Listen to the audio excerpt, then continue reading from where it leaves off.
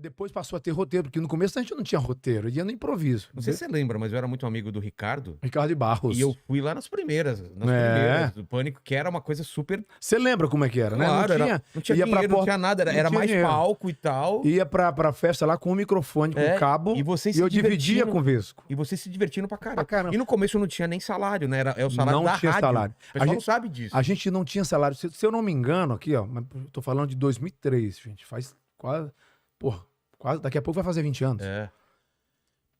A gente não tinha salário, nós ficamos, acho que uns 8 ou 9 meses, se eu não me falha a memória, assim, sem salário. Todo mundo. Eu acho que foi isso até todo mais. Todo mundo. E não tinha um elenco grande, né? Só o pessoal da RTV que ganhava, era o diretor, o pessoal. E o dono da Jovem Pan, tu tinha, tudo bem, a marca é dele, claro, né? Tudo bem. Mas criou outra marca, que era Pânico na TV. Exatamente. Que aí acho que era metade Rede TV, metade Jovem Pan, tu tinha. E aí a gente passou a fazer isso, cara. Na Rua Emílio, comprou uma câmera para gravar as primeiras chamadas do Pânico, antes dele estrear na TV. Então a gente saía meio que inspirado no Jackass, fazendo aquelas loucuras na rua. Hora da Morte. Eu não fiz a Hora da Morte, mas quem fez o Vesgo, Vinícius fez, Carlinhos fez.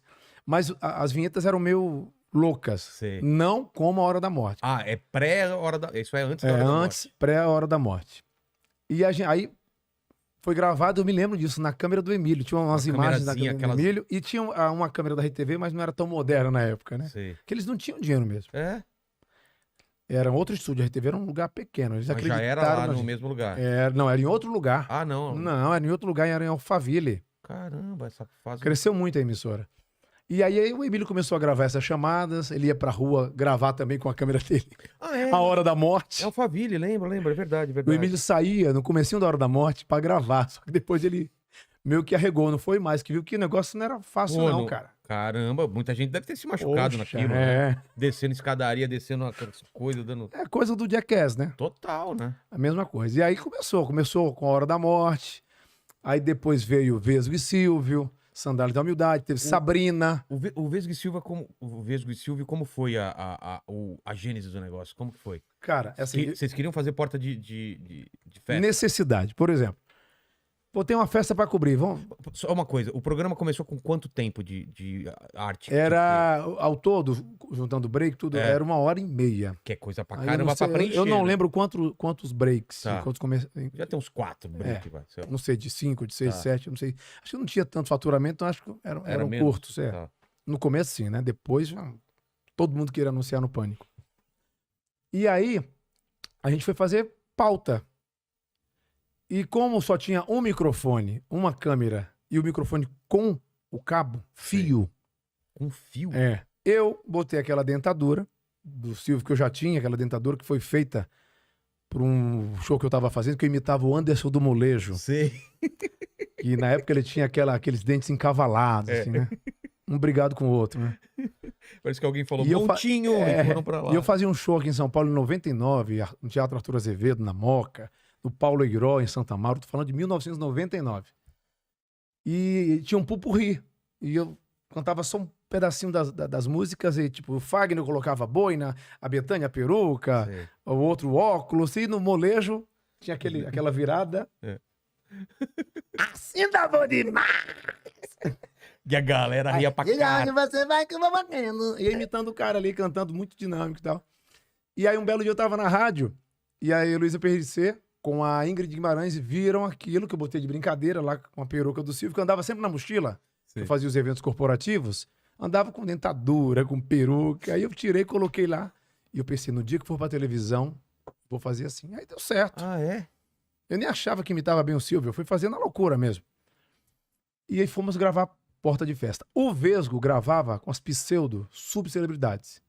Não, mas como que foi a ideia? Assim? Não, vai cobrir, não tinha mas pauta. Por que vocês dois? Tipo, porque tinha bastante gente no Pânico. O Rodrigo, quando foi pra Jovem Pan, foi como estagiário, trabalhava em promoção, né? Em piruinha da Jovem Pan. Foi o Corvo, em Blitz, colava adesivo bem antes isso. Né? E era conhecido como Mineiro. É mesmo? É porque ele é de Itaiandu. Itaiandu, Minas Gerais. E o Emílio colocou esse apelido nele. Então, Ceará, o Mineiro, o Carioca. E aí, cara, o Vesgo veio pra fazer rádio. Quando o Pânico foi pra televisão, o Rodrigo tinha acabado de sair do programa do Mignon na Band. Aí voltou pra Jovem Pan e entrou. O Emílio colocou esse apelido dele também de vesgo. Foi o Emílio que colocou, parece um vesgo. E a gente passou a fazer porta de festa. Ele gravava... Ele ia como produtor ou já foi pra... Não, ele já ia vesgo. Ele era...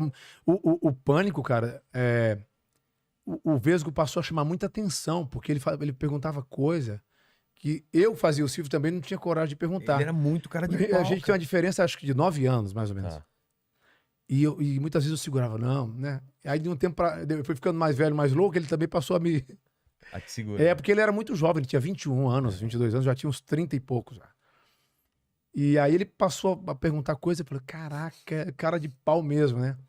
E ele gravava com as pseudo-celebridades. Sei. E o Silvio? Na época era o cara que fazia reality shows, né? Ex-BBB, que não eram tão conhecidos. Sei. E eu, como era o Silvio, eu tentava gravar sempre com, né? Porque com os contemporâneos da idade. Tipo, eu ia falar na época, o saudoso Tarcísio Meira, que já foi aí. Mas eu lembro que eu falava com ele conversando como se tivesse a idade dele. Olá, Tarcísio, tudo bem com você? Como é que você tá? E aí você nunca mais foi no Jaça? Conversava, mas eu lembro quando você foi no meu programa e você estava fazendo aquela novela Irmãos Coragem, você lembra? Era na Tupi, antes de você ir pra TV Globo. Mas você tá bem? Conversava com ele, assim, batendo papo. E a galera, como que é? É uma coisa totalmente nova. Como que eles recebiam no começo? Eu lembro, cara, que essas pessoas mais velhas da televisão olhavam pra mim, eu tinha 31 anos, na época, tinha 30, né? Em 2003 eu tinha 30. Mas tinha uma cara de moleque mesmo, tinha cara de cabelão, magrelinho. Total. Aí eles olhavam pra mim, deviam pensar, meu Deus, esse menino com esse dente desse jeito, sabe? Como é que pode? Por que não faz um tratamento, né? Tinha gente que falava pra mim isso. É mesmo? Que olhava com pena de mim. Um sorriso de goiaba, era uma coisa.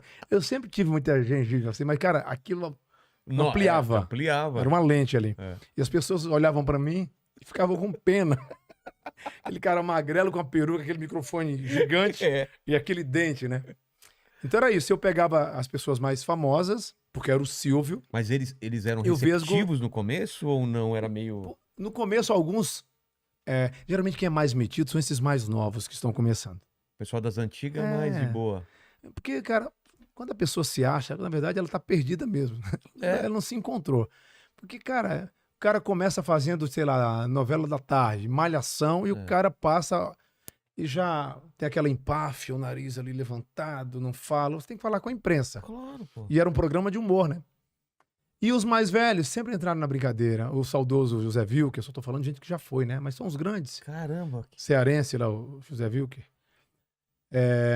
Lembro de muita gente que era bacana, os mais velhos, paravam pra brincar, faziam a dança do siri. Que foda. E alguns mais novos tinham essa coisa. Não eram todos, né? Não tô generalizando. Eu sei, mas se levar mais a sério. Mais a sério.